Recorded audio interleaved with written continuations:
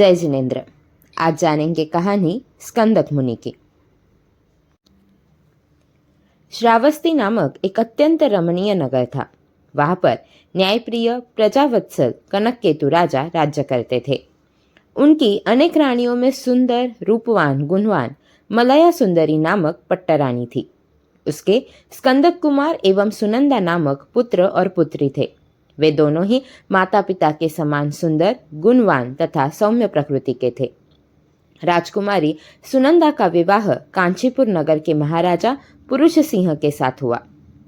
एक बार आचार्य विजयसेन श्रावस्ती नगर में पधारे। राजा, प्रजा एवं स्कंदक कुमार दर्शन वंदन करने एवं धर्मोपदेश सुनने के लिए गए। प्रवचन बहुत ही सारगर्भित एवं वैराग्य से ओतप्रोत था। प्रवचन से प्रभावित होकर स्कंदक कुमार को वैराग्य का रंग चढ़ा। वे माता पिता से आज्ञा प्राप्त कर आचार्य श्री के चरणों में दीक्षित हो गए। पुत्र को मुनिवेश में देख माता पिता की आंखों से अश्रुधारा फूट पड़ी। संयम मार्ग में पुत्र को कठिनता न आए, यूं सोचकर पुत्र स्नेह के कारण गुप्त रूप से अनेक सुभटों को उनके पीछे पीछे भेज दिया। वे सुभट मुनिराज के मार्ग को कंटक रहित करते और तपती धूप में उनके सिर पर छत्र छाया करते। गुरुचरणों में रहकर स्कंदक मुनि शास्त्रों का अध्ययन करके गीतार्थ हो गए। फिर गुरु की आज्ञा लेकर अकेले ही विचरने लगे। अब सुभट विशेष सावधानी के साथ उनका ध्यान रखने लगे। स्कंदक मुनि अपने बहन बहनों को प्रतिबोध देने के लिए कांचीपुर पधारे। कांचीपुर नगर पहुंचे तो साथ में रहे सुभटों ने विचार किया कि यह तो कुमार के बहन का ही राज्य है, अतः उन्हें छोड़कर आमोद प्रमोद में लग गए। इधर मुनिवर गोचरी के लिए नगर में घूमते हुए राजमहल की ओर से निकले। वे महल के समीप के राजमार्ग पर दृष्टि डाले मंद गति से जा रहे थे। तभी महल के झरोखे में राजा रानी बैठकर शतरंज खेलते हुए इधर उधर देख रहे थे। अचानक रानी की दृष्टि मुनि पर पड़ी।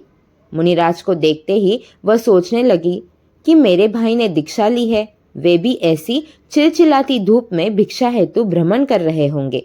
भाई की याद आते ही वह भाव विवल हो गई। तपस्या से कृश हुए स्कंदक मुनि को पहचान नहीं पाई कि यह मेरा भाई ही है। वह उन्हें निर्निमेष दृष्टि से देखते हुए रो पड़ी। राजा ने सोचा कि रानी अचानक इस तरह क्यों रो रही है। राजा ने रानी से कारण नहीं पूछा। जहां रानी देख रही थी वहां ध्यान से देखा तो सिर झुकाए हुए चल रहे मुनि पर नजर पड़ी। उन्होंने मन ही मन यह निर्णय कर लिया कि यह साधु मेरी पत्नी का अवश्य पूर्व का कोई प्रेमी होना चाहिए, अन्यथा इसे देखकर रानी क्यों रोती। वह वहां से उठा, अपने कक्ष में गया।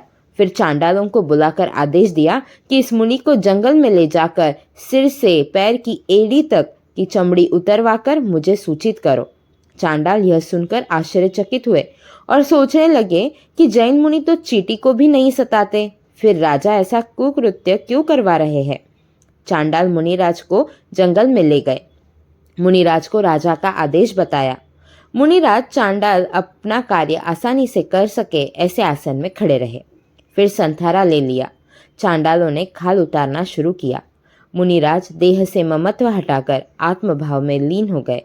शपक श्रेणी पर आरूढ़ होकर शुक्ल ध्यान में पहुंच गए। जिसने आत्मा और शरीर के भेद विज्ञान को जान लिया, उसे शरीर पर होने वाले प्रहार से पीड़ा नहीं होती। चमड़ी उतारने वालों के दिल कांप रहे थे, पर मुनि एकदम शांत थे। वे अपने पूर्वोपार्जित कर्मों को याद करके उस असह्य वेदना को सहन कर रहे थे। इस अपूर्व क्षमा और धैर्य से मुनि ने समस्त कर्मों का क्षय किया और उसी समय सिद्ध, बुद्ध और मुक्त हो गए। चांडाल अपना कार्य करके चले गए। खून से भीगे हुए रजोहरण एवं मुहपत्ती वही पड़े थे। एक उड़ती हुई चील उन्हें मृत पिंड समझकर ले उड़ी। अधिक भार होने से वह उन्हें अधिक दूर तक नहीं ले जा सकी। रानी के महल की छत पर से जाते समय उसकी चोल से छूटकर रजोहरण वही गिर गया। उसके गिरने से धम की आवाज हुई तो रानी ने दासियों से पूछा, क्या गिरा। दासी देखकर आई और बोली, किसी मुनि का रजोहरण एवं मुंहपत्ती है। ध्यान से देखने पर पता चला कि यह रजोहरण तो उसके भाई मुनिराज का है। दासियों सेवकों से पूछताछ करने पर पता चला कि जिस मुनि को महल के सामने से जाते हुए देखकर रानी के आंखों से आंसू निकले थे, उन मुनि को राजा ने चमड़ी उतरवा कर मार डाला है। यह जानकर रानी जोर जोर से करुण क्रंदन करने लगी। राजा को जब पता चला कि उसने जिस मुनि की हत्या का आदेश दिया था वह अन्य कोई नहीं मेरा अपना साला ही था, तो राजा को अपने दुष्कर्म पर बहुत पश्चाताप हुआ। राजा रानी मुनिवर की हत्या के दुख को भूले नहीं थे। एक दिन एक ज्ञानी संत कांचीपुर नगर में पधारे। राजा रानी दर्शन करने पहुंचे। मुनिवर ने धर्मदेशना सुनाई। धर्मदेशना सुनने के बाद राजा ने पूछा, हे भगवान, मेरे किस पाप के उदय से मुझे मुनि की चमड़ी उतरवाकर हत्या करने का विचार आया और जघन्य कृत्य करवाया गया? मुनिवर ने राजा का पूर्वभव बताते हुए कहा, हे राजन, आज से 13 करोड़ भव पूर्व स्कंदक मुनि का जीव राजकुमार था। एक बार मित्रों के साथ घूमते घूमते एक कुएं के किनारे पर बैठे थे। तब मित्रों में शस्त्र चलाने की निपुणता के बारे में बहस हो गई। उसी समय राजकुमार ने अपने हाथों में एक काचरे का फल लेकर अपनी कमर से कटार निकालकर कुशलता से अखंड खाल उतारी। यह काचरे का फल तुम्हारा ही जीव था। काचरे की अखंड छाल उतारकर राजकुमार गर्व से फूल गया। बार बार अपनी कुशलता पर गर्व करके उसने निकाचित कर्म का बंध किया। वही कर्म इस भव में उदय में आए हैं और उसी कर्म के उदय से तुम्हारे हाथों से यह कार्य हुआ है। तुमने अपना वैर का बदला लिया है। राजा को अपने पूर्व भव का वर्णन सुनकर कर्मों की विचित्रता पर चिंतन करते हुए वैराग्य उत्पन्न हो गया।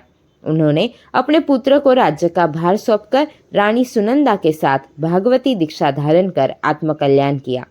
स्कंदक मुनि के साथ आए गुप्तचरों को मुनि की खाल उतारकर मारे जाने की घटना का पता चला तो उन्हें बहुत दुख हुआ।